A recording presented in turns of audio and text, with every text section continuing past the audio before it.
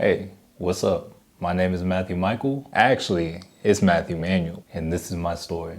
Growing up, I lived a pretty good life overall. I grew up in an upper middle class family. My parents worked hard to provide everything that I had. I'm the youngest of three boys, and I would have to say, overall, growing up, I had life pretty easy. When I was younger, I wanted to be many different things. I wanted to go to the NFL, but I wasn't all that good at football. I also wanted to go to the Olympics for track, and I was all right at track, but when one of my track coaches growing up moved away, along with him went my love for track. When I was in school, I never really cared about what I was learning in class. I always found myself to be more money motivated. Low-key, I just remember this right now. I've never told anybody this. I've never really thought about it. But in second grade and in fourth grade, we used to have this turn-in tray where you would turn in your work papers.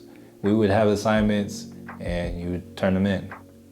What I would do is I would slip somebody's assignment out of that.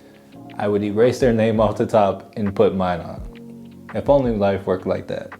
And surprisingly, apologies to my teacher, but I got good grades on some of those assignments, and sorry to whoever's papers I took. I remember doing that a lot through second grade. Third grade, I think I did my own work. And then in fourth grade, when it came time to learn long division, I got caught. My teacher caught me, I was doing it, and she was like, show me how to do it. And she could see I had no idea what I was doing. And I'm very thankful for her. It's very funny to me how memories can come back in an instant, because I've literally never thought about it since I was in elementary. But yeah, like I was saying, I didn't really care about what I was learning in school.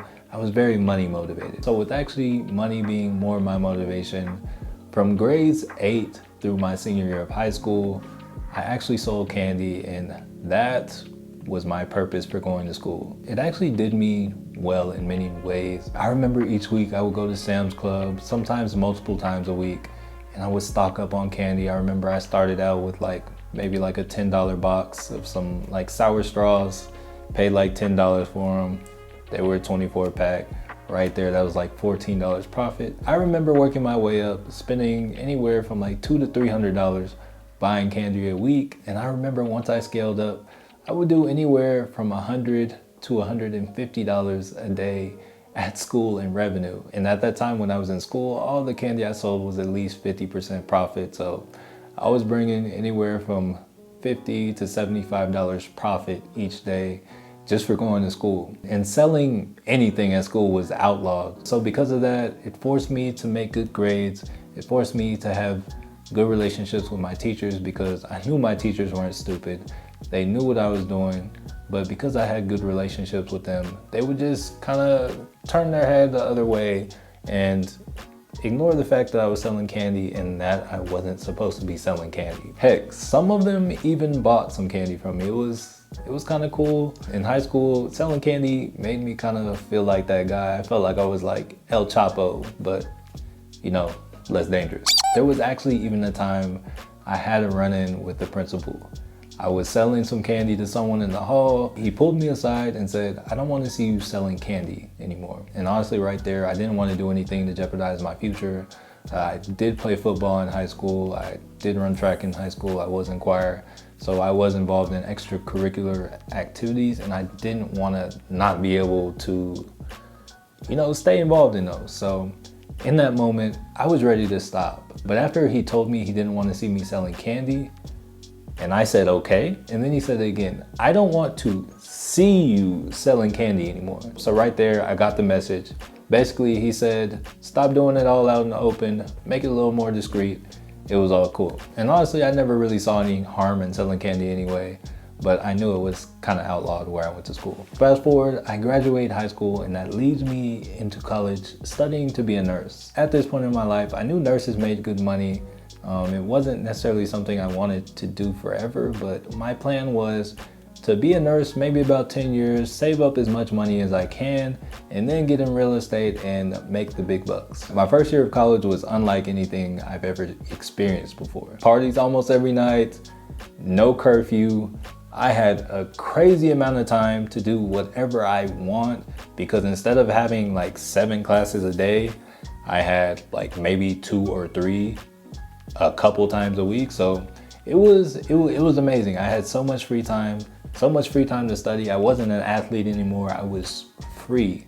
So I had so much time for extracurriculars, and looking back, I wish I had taken better advantage of that time. But either way, I absolutely killed my first year of college.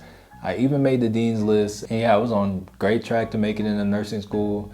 College was a breeze compared to high school. It was a lot less unnecessary time being wasted and great socialization. Fast forward again, another year of college goes by and I get accepted into nursing school. At this point, once I get accepted into nursing school, I feel as though I've made it. I feel kind of on top of the world, but then classes start and I don't know, the rhythm of things kind of changed. In nursing school, most of my classes were 3 hours. We would have really long clinicals like every other week, and I didn't really find myself enjoying it that much. And also on top of that, whenever we started getting our first round of tests, that was the first time in my life I would say I've ever experienced any form of anxiety.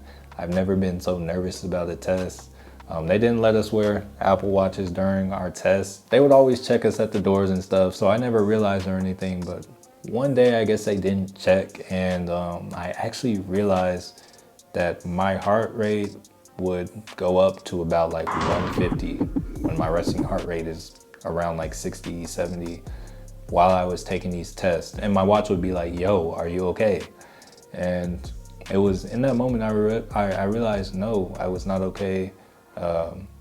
Something wasn't right. Needless to say, nursing school was not a fun time for me. And also, whenever we got into nursing school, I didn't feel the same as all of my classmates. Majority of my classmates were so passionate about nursing. They loved everything that came with it. Me, I kind of like, it's like I like the thought of helping people, but helping people in that capacity, not saying that I wouldn't do it. Let's just say I have my heart out for all you nurses out there. But yeah, it definitely was not for me. I noticed all the people that I usually perform better than, like getting into nursing school, they began performing a lot better than me.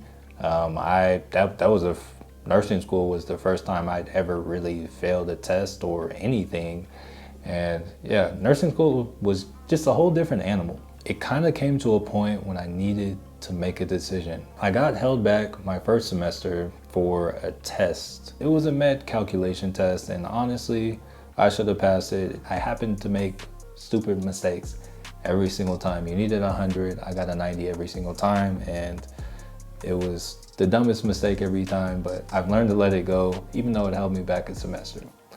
All right, so then I do another semester of nursing school, finish up and everything, and didn't really have the best feeling or taste in my mouth, but I decided to continue to stick it through because they said your first semester of nursing school is kind of like freshman initiation. Ask me about my wiener! You're doing more of the stuff that, is less desirable. Get into the second semester of nursing school, which is actually my third semester, and this is where stuff really started going wrong. We had these things called F days, which were kind of like strikes in baseball. 3 and you're out. That first semester when I felt that med calc exam, that was my first F day. The second time I got an F day for like a procedure. Needless to say, I don't think my instructor knew, but I was like very sick. I had like a fever, but went to school and actually did the procedure. It wasn't on a human body, just so y'all know. It was on a little anatomical dummy, so I wasn't sick going around a real person. But yeah, did that, and I did something wrong, so I got an F day for that. And then the final one, it was actually like shortly after that. I did the entire homework assignment. I thought I turned it in. I'm pretty sure I turned in one part, but there was like a second part that I didn't hit submit on. And because I didn't turn that in on time, that was my third F day. And at this point, I had two options. I could either start over and try to go back again to nursing school, which I really didn't want to do. My heart wasn't in it. I really didn't enjoy it. Or I could just accept the fact that I wasted well over $40,000 going to school, getting into nursing school, doing all that, and move on with my life and try to pursue something that made me happy. As you can see now, I went with the latter. My heart wasn't in nursing, and I remember like over several lesson plans, my instructors would say, if your heart's not in nursing, nursing will not be kind to you. And boy, they were not lying. At that point in my life, I would say that was the lowest point in my life. I felt like a failure. I was embarrassed to be seen, and I just felt like things couldn't get any lower. So at that point, I kind of didn't know what to do with myself, and I just thought, I low-key always wanted to start YouTube, and I always cared too much what other people thought. At this point, I already felt so low, I no longer cared. So I got on YouTube, started making random videos like, oh, how to cure my acne, whatever. Ended up getting into financial videos, talking about stocks, options, and doing that, I was able to grow my account to well over 25,000 subscribers, making good little side hustle money. It was good, but it came to a point where I began to feel like an imposter, like I didn't deserve the following I had.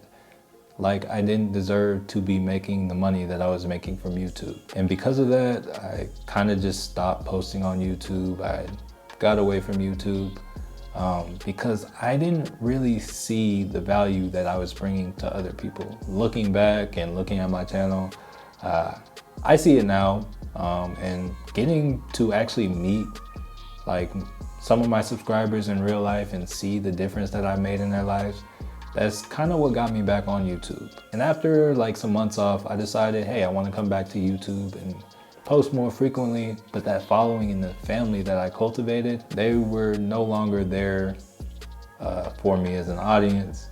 So, you know, my videos weren't really getting pushed. So here I am again. I want to be a little bit more intentional and show you more what's going on in my life and help you learn from the mistakes I've made. On that other YouTube channel, I was kind of afraid to show who I really was.